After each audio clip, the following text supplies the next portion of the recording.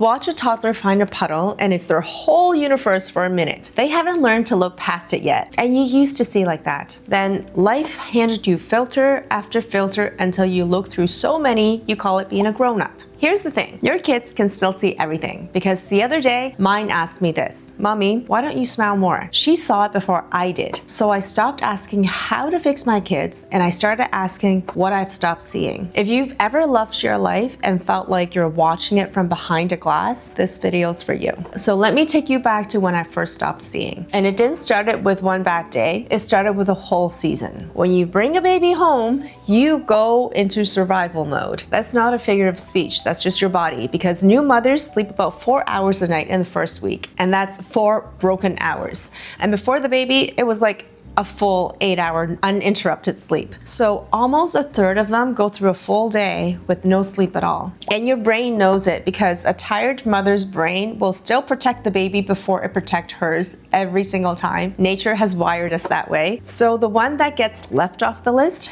is you. And then you have another baby and it stacks. Less sleep, more responsibilities. You're not doing anything wrong. This is just what the first few years are for almost every mom. And I remember my first 2 weeks, my daughter was in the purple crying phase, the kind of crying that has no off switch, and I had barely slept in days. And I remember going into the bathroom and asking myself, why can't I keep it together? Why is this so hard? And I walked out of the bathroom. A family member had been staying with us, and I remember I said that to her. I said, I don't know how I'm gonna do this. And then I got the coldest answer. She said, this is just what you do. And my brain just shut off. I didn't argue. I just walked straight down to the basement and I sat there in the dark and I sobbed quietly in the dark. So here's the part I didn't notice for years, because somewhere in that season, I stopped seeing my own life. I started noticing the little things, the warmth of the coffee in my hands, the birds outside the window, my son laughing in the other room. It was all still there, but I wasn't there. So this isn't a burnout story. It wasn't I was falling apart. I loved being a mom, and I loved showing up for everything for them, I love nursing them, I love being there for their bath, but I was surviving each day just to make it to bedtime. I was there for all of it, but I was never really in any of it. So remember the puddle? A toddler sees the whole universe in them. And then life hands you one filter and then another until you stop noticing that they're all there. It just starts looking like life. And that's what happened to me. The filters had quietly stacked up until running on autopilot felt normal. You'd call it exhaustion, and exhaustion was real, but underneath was something quieter and bigger. I had gone missing from a life I didn't want to miss. So the real question isn't how I survived it. Plenty of us survive it. The question is, what actually changed to bring me back? So here's what actually changed. And it started the way you'd expect. I tried to fix it. I did the responsible thing. I set a goal. I picked up my journals again and I wrote until my head was clear, and I worked on regulating my body. I read everything I could about how the brain works under stress. So the goal was a big one for me. I studied for my captain's exam during my maternity leave, and 7 months of it with a 6-month-old while I was still nursing. And I put in a lot of effort and I passed, and I made it on the promotion list, and I got promoted. So I've journaled since I was about 8 years old, and it's such a good habit. That's why I keep doing it. And I've also spent a year on daily breath work, on top of more than a decade managing my air and my body inside burning buildings, going into fires. So I knew how to do hard, and I knew how to regulate under pressure. And the thing it works. The studying worked, the breath work worked, and all of this was real progress. And it was the most important work I could have done, and I needed every bit of it, but it wasn't the finish line. It was the door. All that fixing and regulating did something I didn't see coming. It got me safe enough to stop treating my own life like a problem I had to solve. So for years, every question I asked was, how do I improve this? How do I get better? How do I fix me? And then what started to change was, instead of how to fix me, was just enjoying the moment and really paying attention to the little details in life and just being submersed in play. So that's the shift that really changed in me. I went from trying to improve my life to just living my life, paying attention to play. And there's a reason why it worked in that order. Your body has to feel safe before any of this comes online. When your brain reads danger, it narrows. So it puts you in the fight, flight, or flee state, or just to get through the next hour until bedtime. So there's no room for curiosity there. There's no room for play. But when your brain finally reads safe, it opens back up. Researchers call this broaden and build. Safety is what lets joy turn into play and interest turn into exploring. Regulation didn't make me calm and stop there. It reopened the part of me that survival mode had shut down. So it was never one or the other. I didn't have to choose between doing the work and feeling alive. But I needed to do that work, that regulation work, all that work in order to get to the door, because aliveness is what's on the other side of it, which left me with one question. So what does it actually look like on the other side on a regular day? So hi, I'm Leslye. I'm a firefighter and a mom of two. If you're new here, this channel is about nervous system regulation for real life, what it actually takes to feel like yourself again inside motherhood. You don't get there by doing more. You get there by coming back to your senses. So here's what I expected the other side to look like something big, like a trip somewhere or a reinvention, some brighter and louder version of my life. But that was not it. That's not what it was. And it wasn't the be more present advice either, because I had heard that 100,000 times and it never told me what to actually do. So here's what I found instead. Coming back isn't about being more exciting. It's about more contact. The problem was never that my life was too small. The problem was that I was barely in it. So most of the time I was living life in my head, running the next thing while the next thing right in front of me happened without me. And it turns out that it's not just me. Researchers found that we spend half of our waking hours with our minds somewhere other than what we're doing. Almost half. That's a lot of people.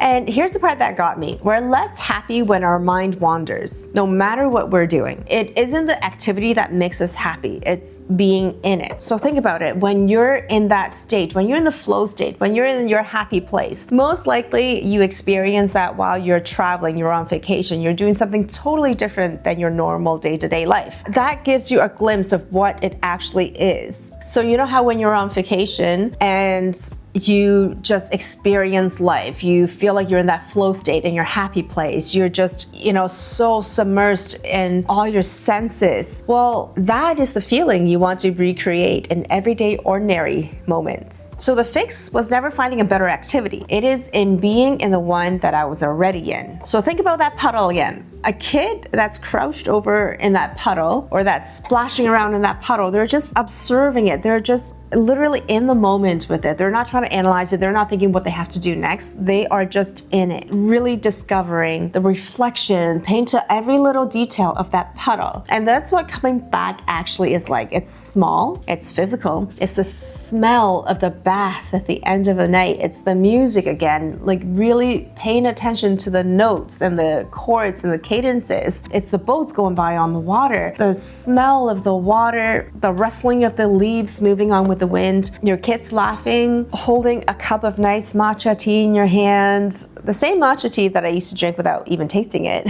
or my son giggling in the other room. None of that were novel moments or me on vacation somewhere. It was there the whole entire time. I just started showing up for it. So just savor the moment, being in the moment you actually in and letting yourself feel it instead of going through the thoughts in your head or doom scrolling or watching it from afar. So this is a muscle and you can train it. And here are the small things that trained mine. So there's a rainbow game, there's a color scan, and on a walk, you basically name every color you see. There's so many different ways of playing it. It's basically my version of I Spy. So I really like to play this rainbow game, and you can do this anywhere. You can do this while you're walking, you can do this when you're sitting in a room or driving, really anytime. And there's a couple of different ways to play it. So the first method is just to literally name whatever colors that's in your environment, and you just name those colors out loud, in your head or aloud. I find that when I talk out loud, it interrupts my thinking. And if you want a more detailed version, I'll link the shorts to that game.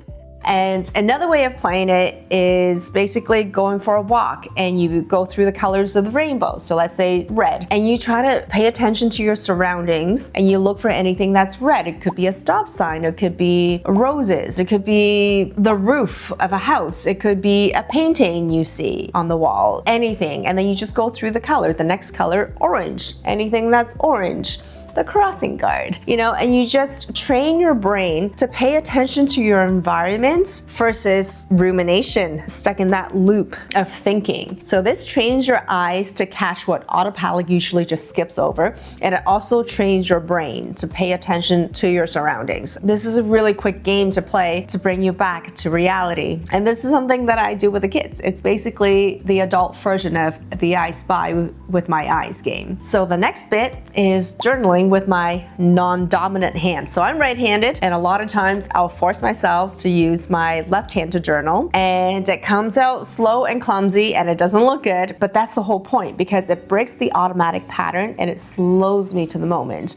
And yes, there is that frustration tolerance you have to get used to as well, because when you're writing with your left hand, you're trying really hard to get your left hand to work, or whatever your non-dominant hand is. You're trying to get that to work, and there's that frustration where you're like, oh my God, this is so frustrating. I could just use my hand and write it so much faster, but that's the whole game. This is the whole purpose of the game, is that it is hard. It is supposed to be frustrating. And this builds your frustration tolerance or your frustration threshold. And the really cool thing is that when you do it long enough, so for me, I don't know, I think everyone's different, so let me know how long it takes. But for me, usually it takes about 5 minutes into it. Then at some point, I just let go. I'm like, okay, you know what? It is gonna come out messy. It is gonna not be as fast as my thoughts as I'm writing, but that's the whole point, because once you get through that frustration point, you keep writing, it becomes less about getting your thoughts out as quickly as possible, because that's what the brain dump is for. This is a different game. By doing this, it forces you to really slow down your thinking as well. It slows down your thoughts. So there's a lot of different things working at the same time. And honestly, it's one of the funnest games to play. I did that recently while I was taking my bubble bath. I brought in my journal and I started writing with my left hand. And while that was happening, I noticed the scent of my bath more. I'm like, oh my God, this smells so amazing. It's this like beautiful rose scent. It was so delicious. And the steam of the bath, like everything was just amplified, and you're just submersed in that moment. So that is another game or trick that can bring you into the moment. And something that I do very often is just leaving my phone at home. So there's no music, no podcast, and you're just walking. Usually I walk with my dog. I'm just listening to the birds. And if my dog, it's summertime, so if my dog needs a moment to just sit because he's wearing a fur coat all the time, he's so hairy, we just sit on the grass. And there's a cemetery that we actually walked to, and I love walking there because we'll just sit there on top of the hill and I'll just look at the colors of the trees, the different shades of green, and just really just sit there. And there's something really soothing about cemeteries, not in like a creepy way, but I think because I'm not able to get to the cemetery that my dad is at, a lot of times when I go to the one that's just down the street from me, it also is a place for me to connect with my dad. So that's the whole practice, just small, one deliberate act of turning my attention to what's actually around me. And none of these are big things to do. That's the part I missed for so long. Coming back isn't a place you get to and stay at. It's a muscle you use, and it's a muscle you train 100 small times a day. So you don't fix your way back to yourself. You play your way back to yourself, and you choose to connect in your environment over the noise in your own head over and over until it starts to feel like the way you live. But if this is how the way I live now, it left me with one last question. So if I stopped striving, do I lose the part of me that always wanted more, that ambitious side? Because I had built so much on that identity, the drive, the goals, the captain's exam, the version of me who pushes myself so much. I honestly wasn't sure how that would fit in. And really that's just the fear mindset sitting underneath all of this.